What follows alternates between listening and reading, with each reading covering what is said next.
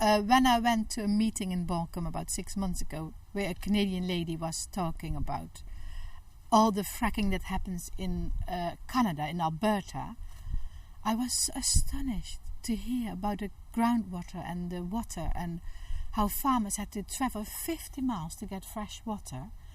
You know, you can live without electricity, you can live without gas, but you cannot live without water.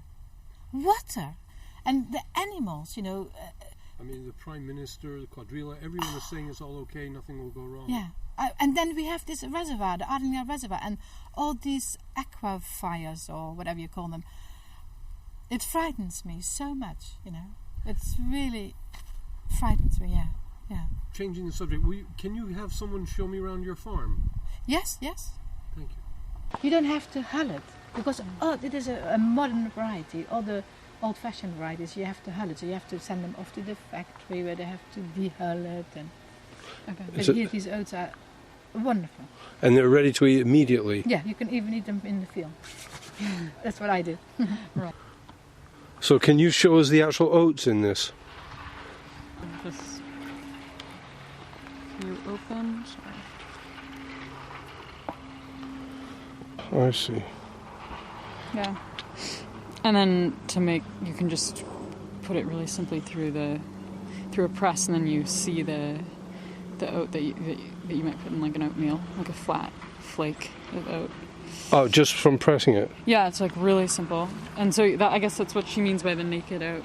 Well, she said the old ones you have to hull. You have to take the outer skin off. Now I'm with family for holiday, yeah. So, have you learned what the biodynamic farming is? It has, basically it's like organic, but it's a little bit more than organic. It has to do with like the moon and other, I wouldn't be able to explain it very well. But it has to do with more than just like avoiding chemicals and pesticides. It's like more than that. But yeah, I'm not I wouldn't be able to say exactly. So how long have you been on the farm? I got here on Monday, but I've been coming here ever since, like every summer since I was young. Okay. And what makes your farm biodynamic? Okay, I came here 35 years ago and I felt like doing something good.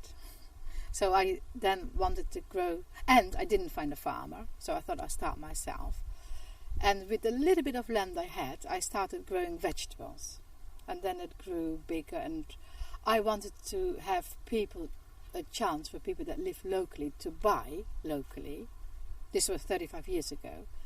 And most of my products went to London and Brighton. But I didn't want those people that lived in Cookford to go all the way to London or Brighton to get my stuff. So I had always this 24-hour farm shop, self-service. And that I stopped with about 2 years ago because it was so tiring to do. But luckily my sister down the lane has another farm shop, a self-service farm shop. At least local people can buy local goods here. So you were always organic, even 35 years ago? Yes. Yeah, I was number 4 in Sussex. What made you... I mean, 35 years ago, people weren't thinking about organic food. Why did you? Because I wanted to do something good.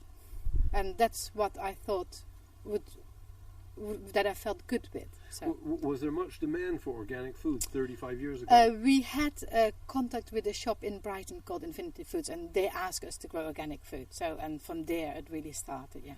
So. And now somehow you've moved from organic into biodynamic. Yes, I always used the Maria Tomb working with the calendar for the last 35 years, and lots of other things that were biodynamic, preparations I made, and because I really like their way of farming.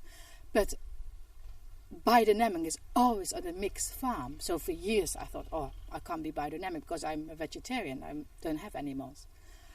And then when I phoned them up last year, I said, I can't be biodynamic because I don't have a mixed farm. And they said, the organizer said, yes, you can. Because if you have bees or earthworms, which obviously I have, then that's also animals. So, and then I started the process of becoming a biodynamic farm. So, but it was more or less always organic biodynamic. So you're a certified biodynamic now? Yes. Yeah. And do you have bees? Yes. Will you show us the bees? Yes, yeah. How many beehives? Well, we have lots of bumblebees, which live in a hole in the ground in many places. I have to interrupt you now because now I have to show this man where the hay making is. So, sorry. What's in this field? This field has hay, which they sell to farmers in the area that need it. Sometimes one farmer buys a lot, like 50 big rolls, and sometimes just one farmer that has a horse or something will buy a couple. But Roger has just arranged the hay into rows, I guess, that a tractor can come and pick up later and arrange into bales. I know how badly cows are treated. They're just like machines. So look, and here I'm sitting on the sofa, not doing anything, you know. I just don't do anything to save them or to... Oh, I feel so bad about it. But anyhow, I try to live a very responsible life, whatever I do. So that is the only way what I can do, really, maybe. We have in the field areas where we don't cut anything, so insects banks, I think they might be called. I don't know what it is called, but yes, we have that. Then we also have lots of phacelia growing or other crops where bees and other insects can roam around. This field here is I seeded a fertility builder, which is mainly a clover mixed, and that's good for 2 years. And after 2 years, you can start growing vegetables again or whatever you want, and it's a very rich soil then. Then the other fields I grow vegetables very intensively, and I have a very good rotation. I sell so much to local areas, you wouldn't believe it.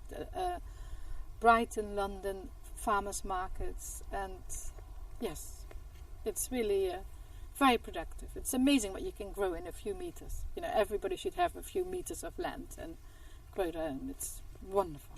And the weather hasn't made a big mess of things? In the beginning of the year it was quite wet.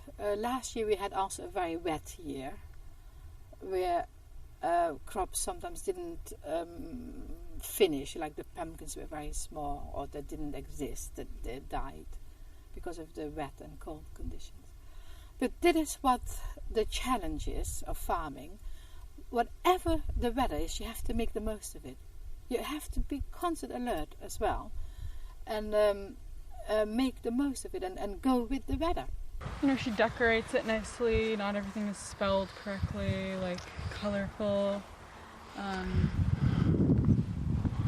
Kind of like sells cards and cakes and flowers and cute things, not just... Because I think some farm shops, like, I mean, a little more just like, here are the vegetables in the bins and nothing fancy, but this one's a little cutesy, I think. And this is how all shops should be. I think so, yeah, with color and charm. The big deal is there's nobody working here. You just do it all on trust. Yeah, that's how it works. And it works well. Yeah, as far as I know, it works well. I guess that's the way of it. I mean, it's at the end of the lane. You always see people coming in. What do you think would happen in the United States if they had a protest like we see in Balcombe? I think it would get a little bit more extreme. From what I've seen there, it's pretty... people have been keeping it pretty calm and pretty civil, very civil. And I think that in the U.S. it might have gotten more extreme, maybe gotten a little more out of hand, a little more serious, especially with so much police presence and so much news, so much press. It would have gotten a little more extreme. People would have maybe been a little more violent, broken the peace a little bit more. That's just sort of based on what... I haven't been to that many protests in the U.S., but I think that might be... I guess the U.S. has some bad, just a history of violence.